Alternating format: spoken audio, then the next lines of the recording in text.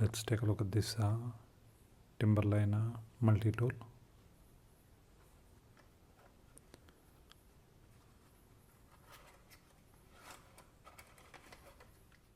That's how the tool looks. You get a plastic cover for it.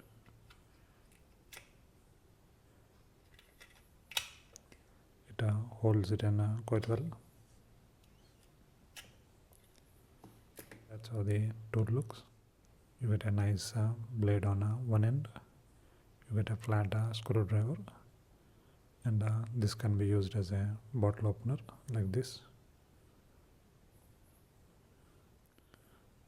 No idea why that hole is there.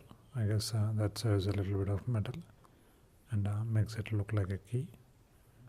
You can use this edge as a wire cutter. So that's 1, 2, 3, 4 tools in a small key shaped tool. Again, really well made and a very unique design. Fits in really well.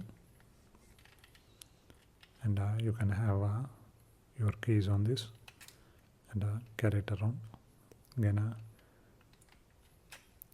really thick tool and really well made. Feels really sturdy. You can even use this to pry open something. Beautiful design. That's the Timberline DC Multitool. Quite nice.